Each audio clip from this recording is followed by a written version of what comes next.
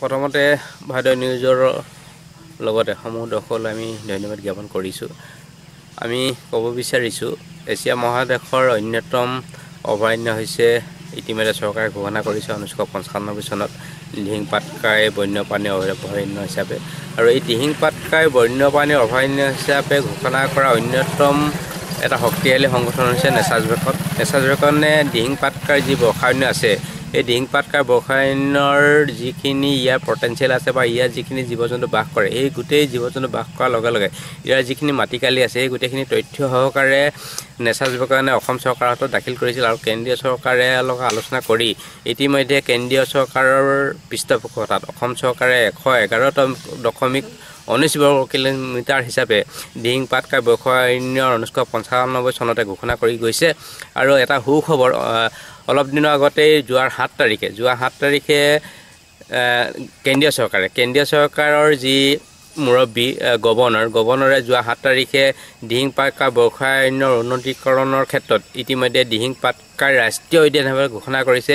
অসমবাসীৰ কাৰণে, অসমৰ পৰ্যটন উদ্যোগৰ কাৰণে, আন্তঃৰাষ্ট্ৰীয় পৰ্যটন উদ্যোগৰ কাৰণে অন্যতম এটা ঘোষণা হিচাপে আমি ঘোষণা কৰিছে বুলি আমি ভাল পাইছোঁ বা অসম চৰকাৰ আৰু কেন্দ্ৰীয় চৰকাৰক ধন্যবাদ জ্ঞাপন কৰিছোঁ। দিহিং পাটকাই বৰ্ষাৰণ্যৰ এনেকুৱা এখন উদ্যান, যি উদ্যানত আপুনি অন্যান্যৰ চিঞৰ সেউজীয়া এটা পৰিৱেশ দেখা পাব। ইয়াৰ লগে লগে বৰ্তমান আমাৰ যিবিলাক অভয়াৰণ্য আছে, অভয়াৰণ্যৰ যি ঘন এটা জংঘল থাকিব লাগে বা ঘন এখন বনানীকৰণ থাকিব লাগে, কিন্তু অন্যান্য ৰাষ্ট্ৰীয় তুলনাত আমাৰ দিহিং পাটকাই বৰ্ষাৰণ্যত যথেষ্ট ঘন এখন বৰ্ষাৰণ্য আছে। আৰু এই বৰ্ষাৰণ্যৰ মাজত অন্যান্য প্ৰজাতিৰ হলৌ বান্দৰৰ পৰা আজিকে ধৰি বান্দৰসকলৰ যিসকল ৰাজকীয় বান্দৰ ইতিমধ্যে উদ্ধাৰ হৈছে, হলৌ বান্দৰ ইতিমধ্যে ইয়াত পোৱা যায়। আৰু ইয়াৰ লগে লগে এই অভয়াৰণ্যৰ বুকুত ৰাষ্ট্ৰীয় উদ্যান ঘোষণা কৰা যিখন অভয়াৰণ্য আছে, এই অভয়াৰণ্যৰ বুকুত ইতিমধ্যে আমাৰ মাজৰ পৰা বিলুপ্তিপ্ৰায় হোৱা দেওহাঁহৰ বংশবৃদ্ধি হৈছে। এটা সুখবৰ। আৰু আমি ইতিমধ্যে গম পাইছোঁ ইয়াত বাংকেক যিটো কোৱা হয়, বাংকেকৰ ইয়াত বংশবৃদ্ধি হৈছে, বাংকেক পোৱা গৈছে।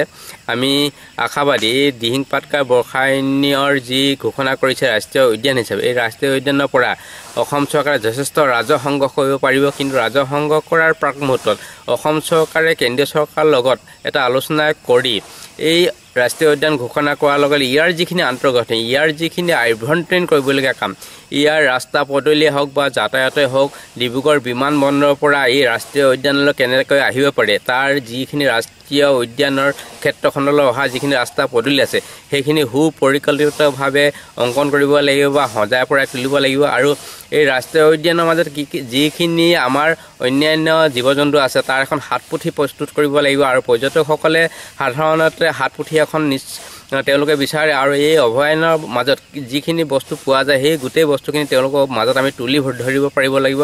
আৰু অভয়াৰণ্য বুকুলৈ যেতিয়া দেশী বিদেশী পৰ্যটক আহিব, দেশী বিদেশী পৰ্যটকৰ কাৰণে আমি থকা লোৱাৰ যিখিনি সামান্য সুবিধা, সেই সামান্য সুবিধাখিনি আমি কৰি দিব পাৰিব লাগিব। আৰু দেশী বিদেশী পৰ্যটক অহাৰ লগে লগে সামগ্ৰিকভাৱে যিখন ইয়াৰ আশে পাশে যিখিনি জনসাধাৰণ আছে, তেওঁলোকো উপকৃত হ'ব।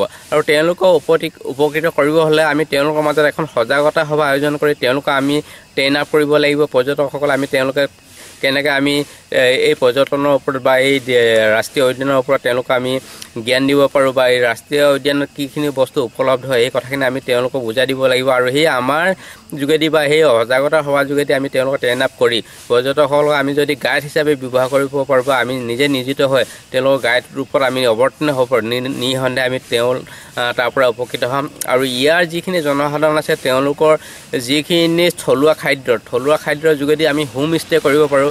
তেওঁলোকে পৰ্যটকসকলে সাধাৰণতে 3টা স্তৰত তেওঁলোকে পৰিভ্ৰমণ কৰে। সিহঁতে ভাল পায় অভয়াৰণ্য, ভাল পায় সিহঁতে মঠ মন্দিৰ ভাল পায়, আৰু যিখিনি প্ৰাচীন ঐতিহাসিক চিহ্ন আছে সেইবিলাক তেওঁলোকে চিনাক্ত কৰি বা সেইবিলাক অধ্যয়ন কৰি ভাল পায়। গতিকে আমি জানিবলৈ পাইছোঁ এই দিহিং পাটকাই বন্যপ্ৰাণী যি পূৰ্ব আমাৰজন আছিল, সেই আমাৰজনৰ আশে পাশে আমাৰ যথেষ্ট সম্ভাৱ্য আছে।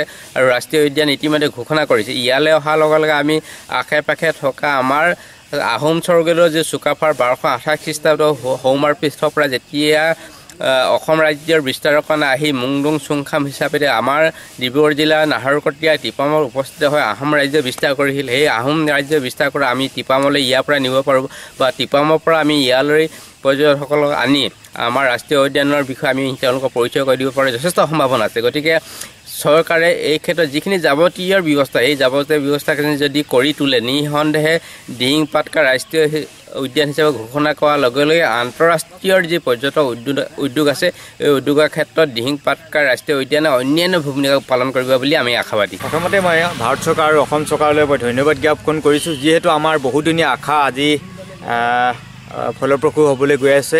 যিহেতু আমাৰ আজি ৰাষ্ট্ৰীয় উদ্যান দিহিং পাটকাই অভয়াৰণ্য যি ৰাষ্ট্ৰীয় উদ্যান, এই ৰাষ্ট্ৰীয় উদ্যানৰ বিভিন্ন বিলুপ্তিপ্ৰায় জীৱ জন্তু আৰু প্ৰাকৃতিক অভয়াৰণ্যই এখন ভৰপূৰ এখন উদ্যান হিচাপে যিহেতু এছিয়া মহাদেশৰ ভিতৰত প্ৰথমখন আপোনাৰ ইয়াত বিভিন্ন ধৰণৰ বিলুপ্তি জীৱ জন্তু আছে আৰু যথেষ্ট আপোনাৰ পখিলা আছে 300বিধ 600বিধ ওপৰতো আপোনাৰ প্ৰজাতি আপোনাৰ পখিলা আছে, হাতী আছে, হাতীয়ে 300ৰ ওপৰত মানে তেনেকৈ আছে। আৰু গোটেইখিনি চেঞ্চাছ কৰি আমাৰ বিভিন্ন সময়ত আমি ইয়াৰ অঞ্চলৰ হিচাপে আমি স্থানীয় আমি বিভিন্ন সময়ত আমাৰ NGO ভাদৈ টুৰিজিম মেনেজমেণ্ট কমিটি থ্ৰুৱেদি আমি আৰু আমাৰ যিসকল স্থানীয় EDC জইণ্ট মেনেজমেণ্ট কমিটি আছে এই তেখেতসকলৰ লগত আমি গোটেই কমিটিবিলাকে আমি বিভিন্ন সময়ত আমি আজি 2000